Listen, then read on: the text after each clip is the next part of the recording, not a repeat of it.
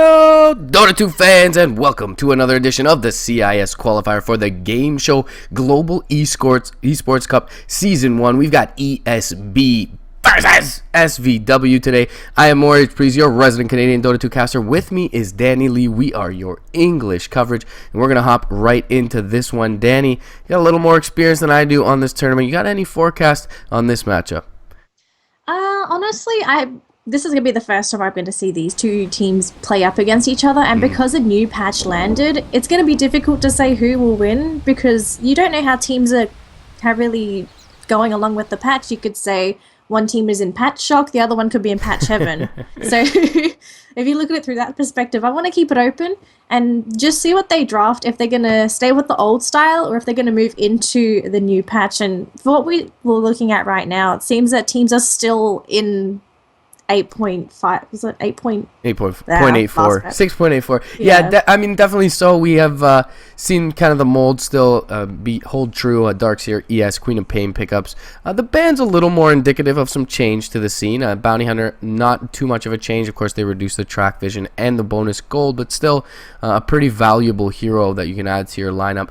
Bane and NP bands, though, pretty interesting ones, and that's a little bit more indicative of some change in the scene. So certainly, as you're mentioning, both these teams trying to cope with the new patch. I've seen some niche picks come out as well, so we'll see if down the line we see one or two picks that are a little bit unusual for recent times. But yeah, as you mentioned, definitely a big point here is that it's kind of throw out the window all the intel on the teams from the past patches and look into 6.85 here. So we'll jump forward. A Spectre ban is going to come out from ESB. ESB desperately, needing a win here over SVW, currently sitting on 0-4. They've lost all of their series and 8 of their 9 games so far. So if they have any chance of moving on from this second group stage, they are going to need to have a good showing today.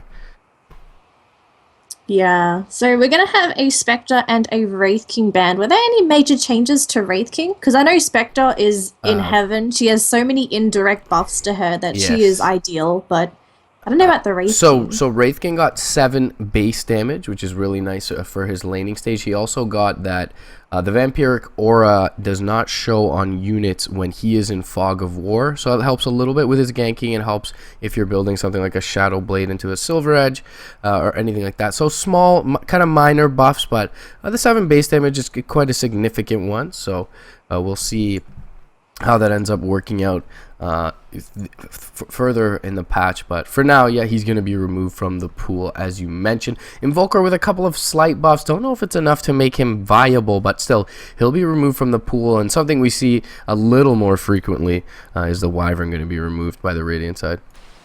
Yeah, I love how Ice Frog didn't really touch Winter Wyvern. She only had that minor nerf to Winter's Curse, but aside from that, she's still in a good spot. She's not broken beyond repair, so I like where she is. Even though she's still relevant, I feel like she just brings something different to the pool. So we'll have to see what these teams want to go for as their 3rd and 4th pick. Now, this is going to probably be one of the most important parts of the draft because they're going to have to pick up these heroes before the other teams are. I'm hoping I see an Ogre Magi. I've played a couple of Ogre Magi games, and just buffing up the towers is awesome. It really, really prevents that push, and if someone goes for a tower dive, then you're going to have a tower wailing on you too. So I want to see an Ogre Magi. I'm super pumped. I hope someone notices him. He's so good, dude. It's a pretty cool graphic as well. I feel like one of the things that Ice Frog focused on a lot in 6.85 was diversifying the offlane. Ogre Magi, Tusk, Undying Doom, Night Stalker, I feel like they're all viable in that role, whereas some of them were not in the previous patch. But Lycan is a hero that's seen pretty big improvement in his win rate, at least in pubs. Of course, they buffed the strength of Necrobooks in terms of the HP of the units, and they also gave Lycan a small buff to at least the critical strike in his shapeshift form. So we'll see how that plays out. Of course, he's going to be farming the safe lane here more than likely with that Queen of Pain pickup already. So we'll see if he's able to get any traction under his heels. For the side of ESB, though, they're going to stick with what they know and not fix what isn't broken, picking up that Shadow Fiend after the Dazzle. Yeah, SVW actually played against CIS Rejects yesterday, and I'm pretty sure they're taking this Lycan out of the CIS Rejects book because Yesterday, it worked to great effect. They just popped the Howl, and if a gank was happening, they'd have so much physical damage that it would be essentially overkill on their target. So they're probably going to go for those ganks, leaving Lycan in lane, just going for the Howl and having Queen of Pain, Earthshaker +1 maybe, just going around roaming and picking off those heroes. There is some survivability on in the Dazzle, so if there's a Dazzle, it's going to be a little bit more difficult or a little bit more troublesome because you have to stay in lane that little bit longer. But we'll see if they want to go for that style or if they want to move more into push, because this patch, I've noticed that push is a little bit more relevant compared to last patch. You just see all these pushing heroes getting buffed, and then I feel like it's so much stronger than last patch. Oh my goodness. Oh. This hero is an interesting one to say the least. I don't know.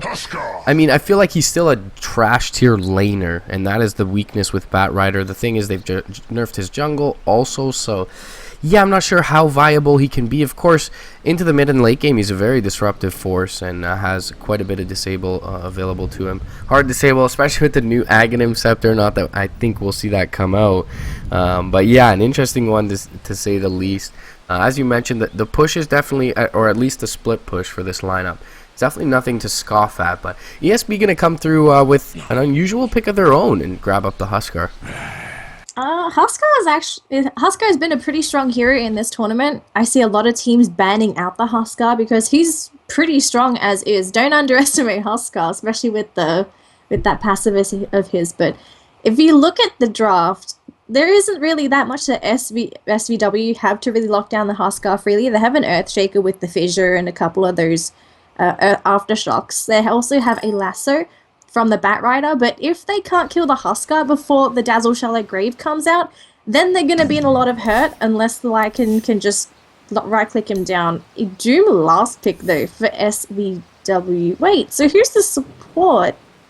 We have an Earthshaker that's an obvious support, but who's moving into position 4?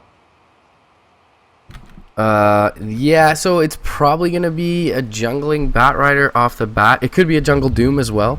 One of these heroes is probably going to jungle, and that's significantly going to weaken the lanes for SVW here. So it's going to be, yeah, very interesting. It's a super greedy draft, as you've alluded to say the least. Disruptor ban comes out for SVW. He deals pretty well with a lot of these heroes, having the glimpse available against the Lycan and the Batrider. Static Storm very good against the Queen of Pain.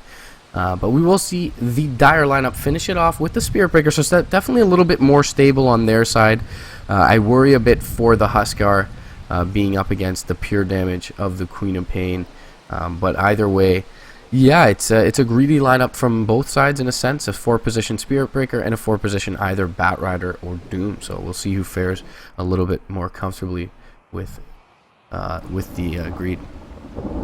If SVW want to be most efficient with their lanes, it's just going to have to be the position 5 Earthshaker roaming around, and either the Batrider or the Doom in the jungle. Who do you feel like would be better in the lane, and who would be better in the jungle? Well, I don't know that either of them can contest safe lane farm. Huskar's going to deal fairly well with both of them with a Dazzle in his lane. So, I mean, Doom has a little bit more raw HP, and here's the good old Reborn crash as soon as I log into the game. So bear with us, guys. I don't know why this hasn't been fixed yet, but pretty much casters crash as soon as they load in. So hopefully we're better off as soon as I jump back into this one. Yeah, it's going to be tough to say what the laning configuration will be for the Radiant. Maybe they go for a dual off lane, but like either way, their offlaner is going to be fairly starved out through the early game. Yeah. Okay, if I look at it through my perspective, it's probably going to be that Batrider in the offlane just because he can actually get out of danger with the Firefly, whereas Doom, he can't really do anything. So just shoving him into the jungle, securing him some farm, and then having the Bat just soak up EXP, I feel like that's going to be their best call. And then if they want to, they can rotate the Doom in and bring in the Bat into the jungle. So they're kind of sharing farm between them. The only problem is if they do that, they're not really funneling gold into one hero. They're trying to split it between two. So you have to see which one they want to go for. Yeah, it's definitely it's difficult to say. I mean, the new Scorched Earth is decent for sustain in lane, so We'll see if the Doom ends up going there, but you're definitely right in the sense that he has range and he has an escape, so the Batrider perhaps in general a little bit better of an offlaner. Looks like 4 members of the Dire side going to assemble. We'll try and get a quick introduction to the teams, guys. Over on the Dire side, we've got ESB, Esco going to pick up that 4 position. SB, Mortifero going to be on that Shadow Fiend going towards the mid lane. Fake God picks up the Dazzle, which is going to leave the offlaner CA on the Darks here. And finally, Mowgli, who's taking quite a bit of damage over towards that safe lane on the Huskar. Yeah, so Akilla doing quite a bit of damage on the Huskar. He'll be playing the Doom, and it looks like he's going to be the one going into the off lane, and he's going to be happy. It's a 1-on-1 matchup, and Mowgli is already down on regen, and he's going to have to use up those tangos to get back up to full HP. Madden in the mid lane, he's being harassed by Fake God here. He'll be playing the Queen of Pain. There was a charge, I hope, but that got cancelled. Heartless on the Earthshaker in the jungle. It's actually the Lycan. So they're jungling the Lycan and putting the Batrider in lane. Aaron is on our Batrider finally. Yeah, so they were able to fool all of us. But either way, yeah, definitely going to have a jungler, so we're going to be a little bit greedy. And Aaron should be able to find a good amount of farm here, and the Lycan should do decently well in the jungle. This one thing, though, this probably means there won't be any stacks prepared for the Batrider to recover. But he does deal a little bit better with the Darkseer than the Lycan. Perhaps would. Already, though, from the Dire side, they're looking to mitigate the amount that the Radiant can gather out of this jungle, and Esco going to rotate through on his Spirit Breaker trying to find someone. I actually like this rotation from Esco, just trying to find where the Lycan is. He can soak up the EXP, and that's going to slow down the level progression on No-Chick, but he will actually run into him. Now there is going to be no Darkseer buff loaded onto him, so he's just going to have to give him a couple of right clicks and poof it out of there, unless he's going to try and juke him around the trees. I don't really think you want to do that. He has no bash either, so no chances for bashes, although Notchick's taking a lot of damage, and I think the Queen of Pain has to come in to interfere, or not. No, looks like he's just going to run away. Or not, turn around. I mean, SP's a great trading hero early on, so he definitely, Esco has the advantage here, but he's pretty deep behind enemy lines, so needs to be a little bit careful in terms of how long he sticks around. Either way, mid lane, this is going to be caught, and the first one is going to be netted by the SF. He gets a salve off underneath the Shadow Strike, barely surviving, and Esco keeping the Earthshaker at bay is going to mean that the Dire are going to draw first blood, and they're going to walk away without being punished for it. And wow, conveniently enough, SF going to pick up the regeneration. This is a beautiful start for Mortifero on the Shadow Fiend, because he's already up to 50 Necromastery stacks, and that means that he's going to severely outdamage the Queen of Pain in the CSing department. So for Madden to really shut down Mortifero, he's going to have to try and get a solo kill on him when he hits level 6. I don't really see a solo kill happening before that, just because Shadow Fiend is so strong right now. So I think they're going to have to put a bit more pressure on this mid lane, shut down Mortifero a little bit, help Madden get that momentum, and from there on, just hopefully they can snowball. Yeah, definitely going to need some momentum. The lineup certainly based a little bit loosely off of that, but either way, you're going to see some pretty stagnant early laning stage, despite there being a Spirit Breaker in the game. But that Queen of Pain death could be pretty influential thus far. So we'll see how this fares, but already Bottle coming out in the bot lane for the Batrider. So Ernie doing fairly well and should be able to sustain in lane, whether or not there are rotations at this point. We'll see if Madden can find a little bit of a recovery. Mortifero, of course, already with that kill, and 22 souls stacked up, is going to find himself in a good position in lane. Also, Akilla just rotating into the jungle, trying to look for a creep to devour. He's going to find a pretty nice one, the Wild Wing. So he's going to have a little bit of extra armor to work with, although it doesn't show as a passive, unfortunately. I thought he would at least get a little passive icon, but he's going to go into the mid lane. I've never seen a roaming Doom before, and he's just going to shove out Mortifero a bit. Yeah, don't really think there's too much kill potential. It doesn't even have an Orb of Venom yet on the Doom. Otherwise, would be a little bit scary, but yeah, taking a look at the CS chart, it is a little concerning for the Radiant side. I mean, Mowgli's been able to pretty much double up his laning equivalent in the Batrider, as the Darkseer has definitely been shoving the wave under tower quite a bit, and Batrider's right click was hit pretty hard a couple of patches ago, so a little bit concerning in that front. They will find a kill though. Darkseer going to be able to pick up that Earthshaker, and again, blood drawn by ESB, so early game looking decent for them, and not too much farm being found elsewhere, so the trades on the Radiant side aren't going extremely well right now. Even the Queen of Pain is heavily had her farm stymied in mid. Yeah, this is horrible for Madden. Normally when you draft a Queen of Pain, you want that lane advantage. You just want to shove out the opposing mid and just get the farm, hit that level 6, get solo kills, and just start snowballing, but that's not happening. And SVW tried to go for some rotations, but they don't have enough to really help the Queen of Pain get a kill on the Shadow Fiend unless they can get a clutch fissure block with the Earthshaker, but he's got his hands full. He's in the jungle with the Lycan trying to protect him from a Spirit Breaker. So the lack of manpower is really hurting them, and he actually gets bashed once.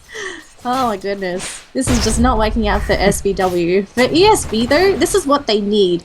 They've drafted a team that can finish the game early, so they want to get farm, try and get rid of SVW's farm, or at least slow it down. Start barreling down those towers, and then from there on just hopefully win the game. Because you compare the push, honestly, SVW have the much better push in the Lycan, whereas ESB, they don't have a dedicated pusher. And Esco, oh my goodness, this guy, he loves the jungle. Waiting on the charge with the Fisher is the Earthshaker, so he can't really go anywhere. It looks like maybe he even DC'd, but Heartless was present, so he probably would have gone down. Either way, being enough of a menace, as you were kind of alluding to there, to force over the rotation from both the mid laner and the nomadic roaming Earthshaker. So having pretty much gotten his job done here, feeds over a kill, but either way, CS farm, even kills, being dominated pretty much by the Dire side. So at this point, what do you feel like is going to be the game plan for SVW? Do they just keep on going in this farming mindset, just hopefully grab their items and maybe they're good to go, or would they have to go for some aggressive rotations and make space for one of their heroes at least? Yeah, it'd be nice to kill off the mid laner at some point, but they're going to need at least Doom and probably a lasso on top of that. So I feel like for now, yeah, definitely just wait it out a bit. Try and find some recovery in the jungle later on. Esco's going to find Heartless though, and he's going to go down for a second time in about as many minutes. So Esco really finding some momentum on the Spirit Breaker, and finding that solo XP there is going to help him out quite a bit towards his level 4. So yeah, just kind of, I mean, dodge fights, try and find objectives on the map with the Lycan while those are occurring. Of course, the Lycan only sitting on level 4 right now, so really isn't too much of a split push presence. Doesn't even have a point in that Howl yet, but continue to dodge fights and then fight off your ultimates. Mowgli top lane has that shallow grave up, and he's going to bring down Aquila fairly easily. If he's able to rotate out, this would be huge, but Madden is able to punish him for it. Fake God though, able to TP out, so ends up being a 1-for-1 offlaner for safe laner, so may even favor the Radiant when all is said and done in that top lane. Yeah, I would have to say that would favor SVW, because the Doom is not really doing that well in the top lane, and he, even though he's not really getting too much gold, he's still getting Devour gold, which is his main source of income, so he's not really hurting compared to the standard offlaner that can't farm the jungle. I can't help but feel like SVW, their plan to put the Lycan in the jungle and have both the Doom and the Batrider in the lanes, it seems okay in theory. But when you're going up against ESB with this kind of draft and their playstyle, you're setting the Lycan back so much that he's going to be a non-factor for so long.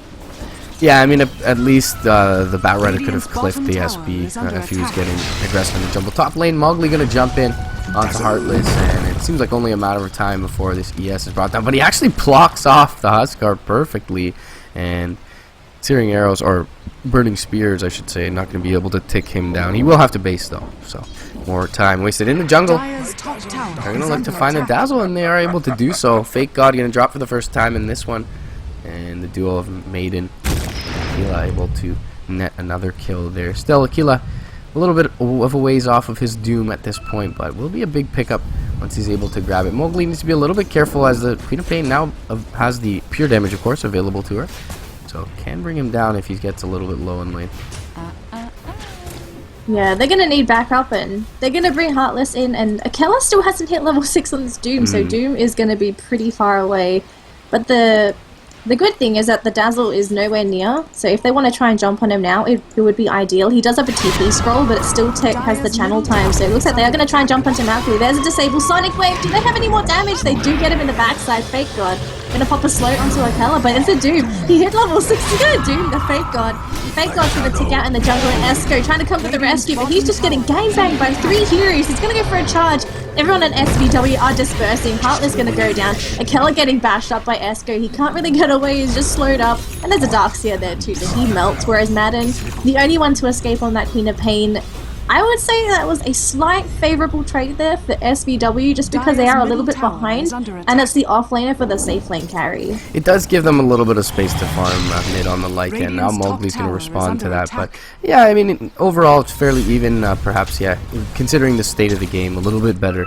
For SVW there, and it forces a lot of rotations, and it feels like ESB were a little bit hesitant on those rotations, kind of TP'd in one by one, and it cost them the first 2 deaths there. A little bit of a cheeky Valiant play from the ES at the end.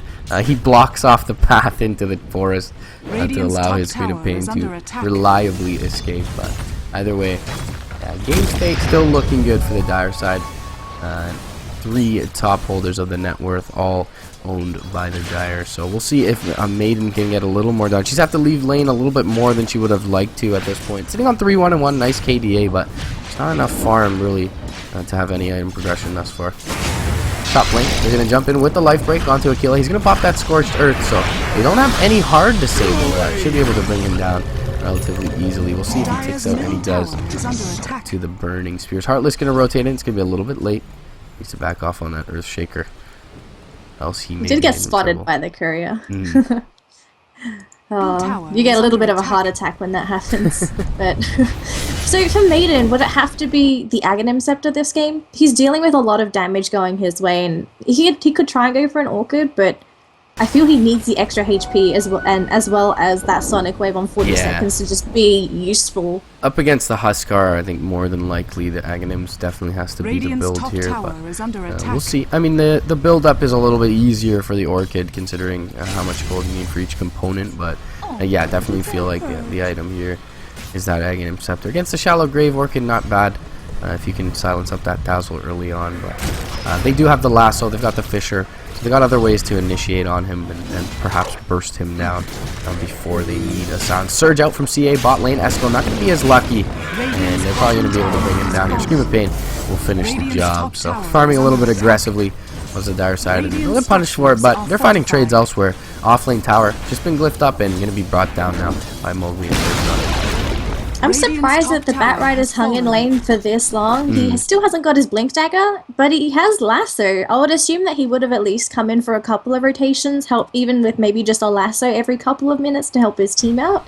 So I can understand if you're just trying to farm for a Blink Dagger, but it's really delayed compared to the standard bat blink. So if you're not going to get it as early, I would like to see him rotate a bit more, but maybe they just want to really get that Blink Dagger. Just say, okay, sack out of the lanes, just get this blink, and then we can start rolling as a team. Yeah, hasn't found as much farm as he would have liked to in lane there. Sitting on 44 CS, 12 minutes into the game, so a little bit low to say the least, and we haven't seen a Lasso 13 minutes in with a level 9 Batrider, so certainly concerning there. TP's in bot lane, are going to secure their deny on this tower, it seems, and they're going to force out both the Lycan and that Batrider. So a little bit more gold even denied from them. Batrider sitting out about 450 gold away from that Blink Dagger at this point. Man, the gold difference is huge between both teams, and I don't really think SVW is going to be able to win this in the win the farm game, just because they're getting their gold so slowly that by the time they would like to maybe be like 3 slot each or something. ESB will be 6 slot on everybody, including Dazzle, because Dazzle's getting a ton of assists here. Well, not really assists, but he's just there. Roche attempt, they're coming out by ESB, and no one's going to contest. Scouted by a wolf, but SVW cannot contest Roche. We'll see if maybe we can get an Aegis deny, but I doubt it. And Mowgli will be able to pick it up. He gets low, but Wolf not able to bring him down and pop that Aegis. And it's a smart play from ESB, asserting their dominance on the map, and not only that, but taking away one of the recovery mechanics from the Radiant side. They saw that Vlad's on Lycan when he poked his head out bot lane, so maybe he was able to do that at his discretion, and they're able to deny that up from the Radiant side. And now they'll ball up towards that mid lane. Fish are going to block them off and delay things, but they should be able to jump forward and take this tower without contest. Mowgli going to be looking for something, but Heartless playing safe. We'll be able to fog him for now. And with the Ion Shell, Mowgli going to be able to cut the wave very easily. Glyph going to be popped just for a formality here to delay things. But in second tier 1, or third tier 1, I should say, going to go down for the Radiant. Now, we're just hoping here that SVW gets a trade, and they do in that top lane. So, T1 for T1, it's okay. It's roughly the same. No team has a T1 left. So, for SVW, this is an ideal situation. Now, what's not ideal is the mid T2 is taking damage. And is anyone even going to come to defend this? Heartless is coming in with a rotation. We've got a Keller who's got a TP scroll. Do they really want to go in 1 by 1? No, Lycan's still on the top lane. It will be 4v5, and Heartless looks like he's definitely going to get brought down. He throws an Echo, he gets vacuumed in, and he just melts. So, unfortunately, your Earthshaker just couldn't really do anything there. Gives his life away, plus the Tick tower. Yeah, I mean, he got scouted, so there was really nothing he could do. He thought he could probably sit high ground without being noticed, but CA, wisely so, was sitting up there on the darks here and able to scout him out early on. So not sure that the Radiant really wanted to go in there, probably wanted to delay things out, but anyways, jump forward from Ernie. He's going to find Mowgli here. Do they have the burst damage? They should, with the pure damage of the ultimate to bring him down. He's armor toggling for the time being. He's going to turn and try and fight, and he's going to wait to use that ultimate near the end, but he does have the Aegis. Ernie burning down. He's going to be brought down. CA will fall. No Chick needs to get the heck out of dodge, though, and Maiden will be able to blink out to the west as well. So they do get an Aegis and Darkseer, but they lose 2 on the Radiant side. So not a horrible trade, but not a great one either. And Maiden still in a little bit of trouble, but should be able to blink out. There is a Dire Observer Ward going to scout her movement towards the base, but no one going to be able to make a quick enough rotation to find her out. Have you caught a glimpse of Lycan's shapeshift? It's glitchy. The animation will leap forward, and then it rubber bands back to where it's supposed to be. I've seen a lot of heroes skating and doing some odd things so far in Reborn, but we'll see how things smooth out in the near future. But at least we can play some Dota for now. 10-7 is the score, but the advantage a lot bigger than it seems right now for ESB. As you mentioned earlier, starting to really widen the gap in terms of net worth. Experience a little bit closer. But still, they're going to continue to ball up here. Double damage rune in the bottle of Mortifero. He's got that full S and Y at the ready, so hitting pretty hard on max souls at this point. SVW, they just have to give these towers away. They cannot afford to defend them. And I like what they're doing right now. They've got 2 in the mid lane, Heartless and Nochik, as well as the rest of the team in the top lane, hoping to go for their own trades, T2 tower trades. And with the Lycan, this is possible. Look at the damage happening in that mid lane. That tower is definitely going to go down, and this top one should go down as well, because the Lycan did chew that down earlier this game. So 2 T2s for their 1 T2 bottom. Nice trade, but now they have to go for a defense, and oh god, that right walks in and blinks out and says, yeah, hell no, the rest of my team isn't here to help me. Yeah, trying to bring down the wave. Firefly will do a little bit of work and try to keep it out of base, but already the tier 3 taking quite a bit of chip damage here and is sitting near that 20% mark, so they need to be a little bit careful. They found some nice trades, and everyone holding TPs. Meanwhile, Lycan is pushing mid, and he's going to find a tier 3 of his own. He's going to be able to back out scot-free. He's going to put a little bit of damage into the range racks. Mowgli going to come back. Charge is being queued up on him as well, but he's gotten half of that range racks down, and they've been able to stymie the push bottom as well. So this is exactly the formula we were talking about 5 minutes ago. Time for them to dodge fight. So Requiem going to be popped bottom. The Doom is going to be a little bit late from Aquila. Sonic Wave almost completely whiff spits only onto Fate God. And everyone getting pretty low. Heartless going to be bashed up and charged, but a 2-man Echo Slam comes out before he is brought down. Esco going to be surged away from Aquila, and Aquila will be brought down. Double kill for the SF, and without their Lycan, just not enough damage and chase on SVW side. Everyone surviving from ESB. They do get some nice trades in terms of structures, but they end up losing the fight thereafter, and Mortifero even surviving the Doom Ticks.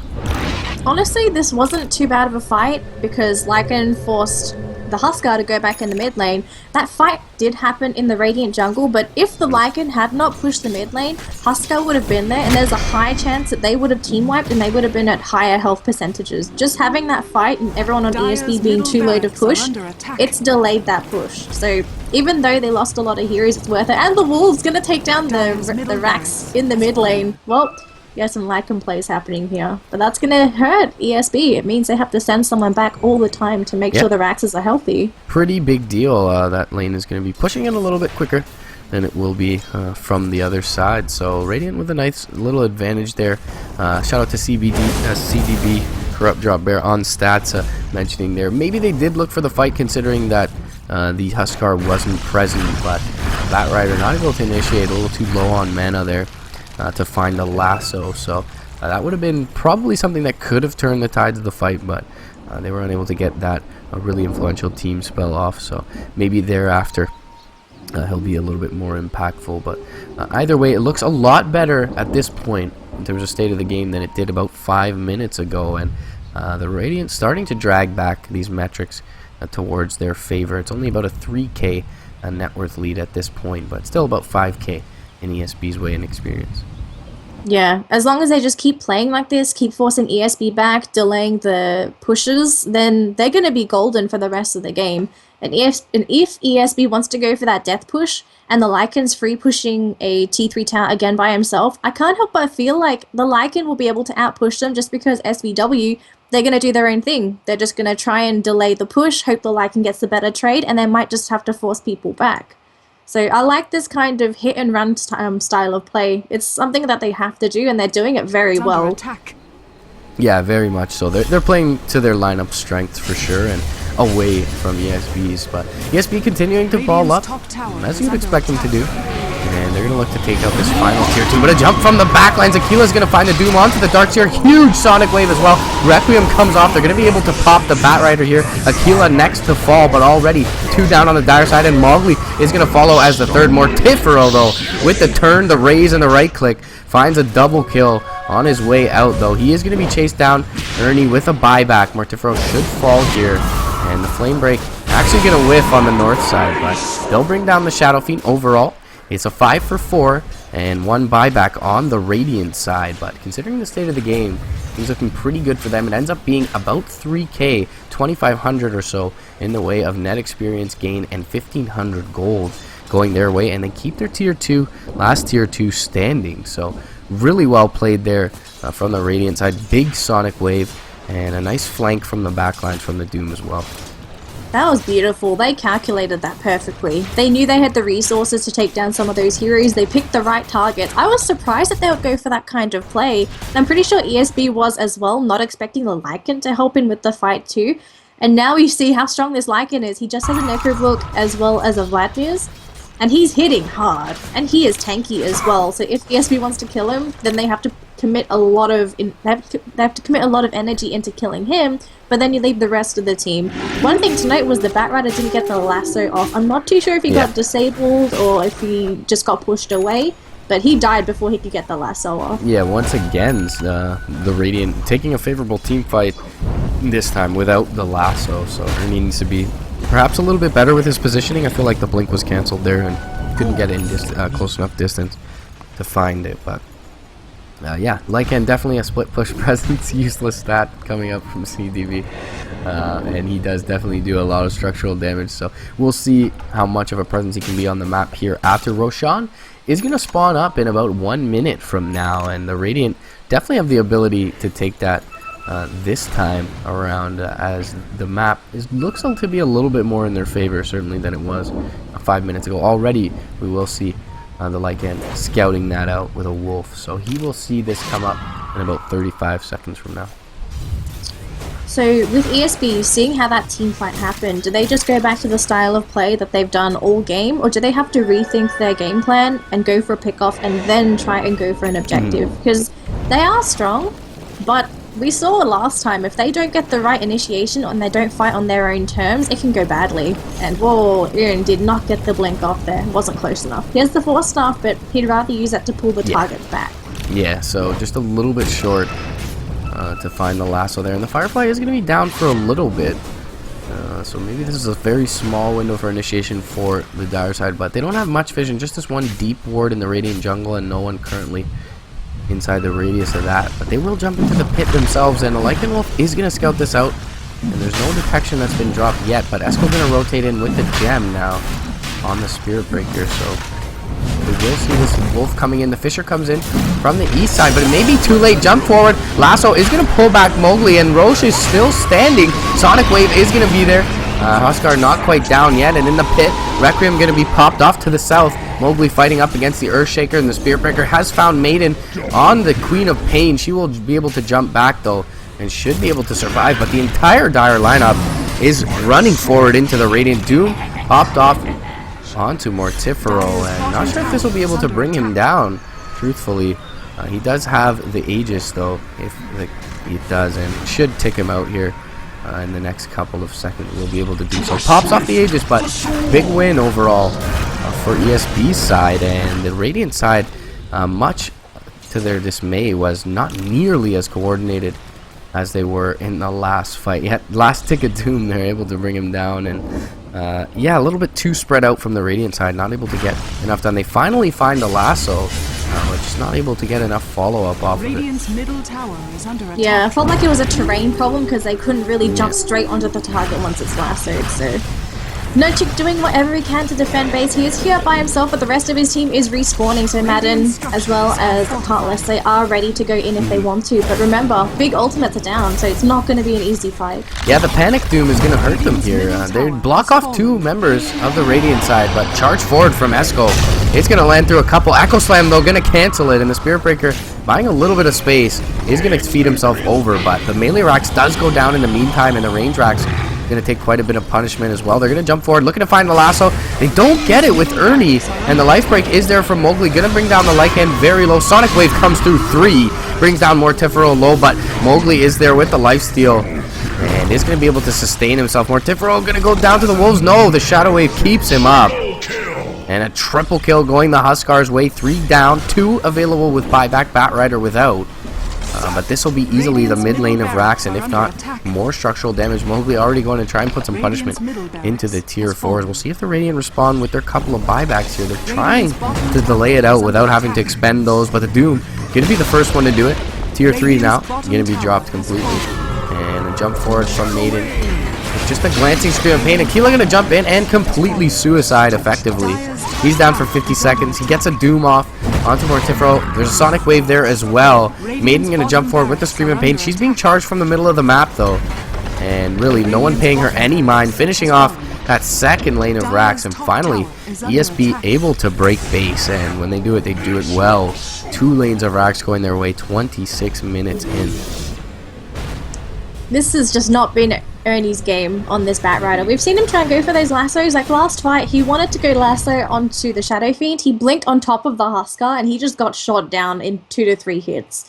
So I don't know if it's because Ernie's just not comfortable on the hero, because as we know, Batrider has not been picked for I don't know how long. He's just fallen off in terms of usability. So seeing him come around again, I feel like it might be just the player not comfortable on the hero.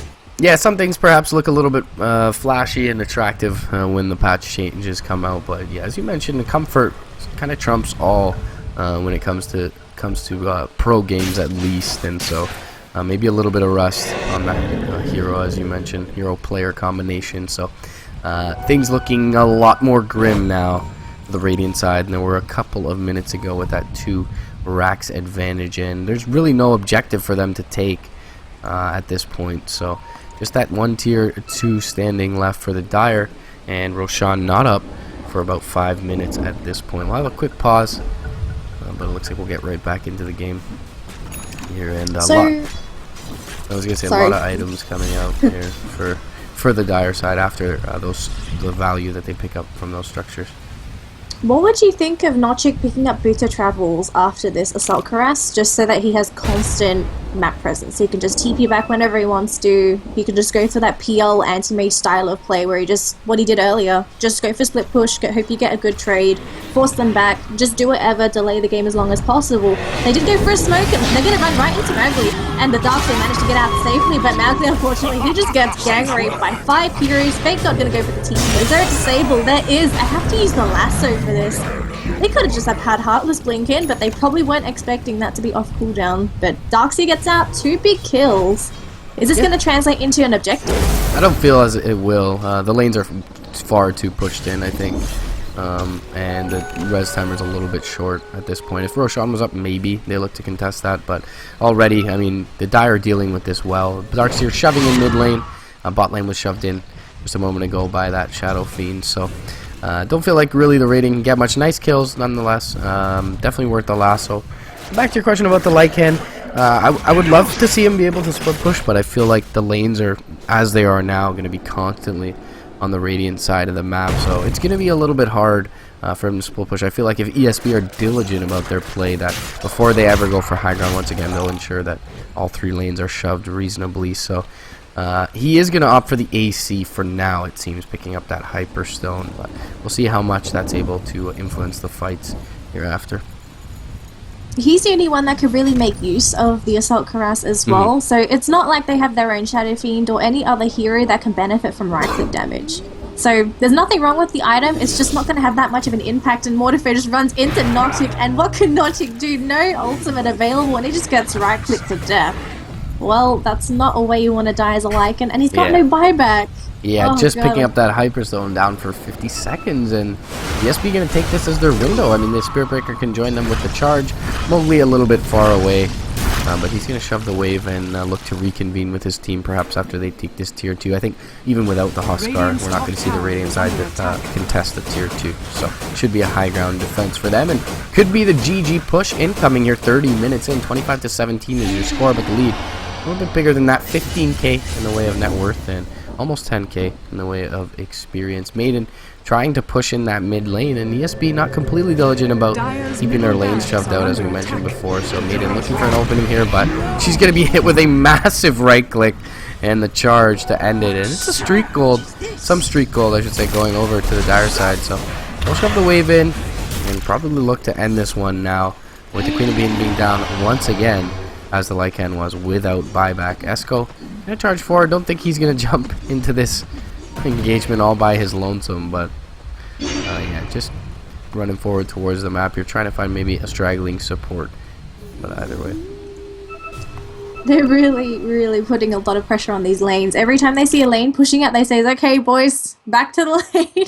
Just keep pushing, don't let them have any chance of just going for those counter pushes. And I like how they're just going for this top lane, just push the mid and bottom lanes a little bit, and then just go for that death push, because by the time SVW goes for any sort of push to try and equalize the lanes, they're gonna have someone knocking on their door, and 5 very angry people too. Especially the Huskar. Mowgli's hitting super hard. Yeah, looks to throw in quite a bit of damage as well as Mowgli. So he's got the Satanic up as well, and with the Shallow Grave, I feel like the Radiant are going to be extremely hard pressed to bring down this Huskar. They've really relied on saving that Sonic Wave till he's been low, but like, just getting him low is going to be quite difficult at this point. They are going to be able to doom him up, and he will be surged back. Jump forward. Lasso is going to be found there. Vacuum Wall is nicely placed, but the Sonic Wave to follow on to 3. Big Echo Slam is there as well, and already the Dazzle going to fall, but the Queen of Bane next to go down. The Shadow Fiend is down, though. Darkseer trying to see surge away.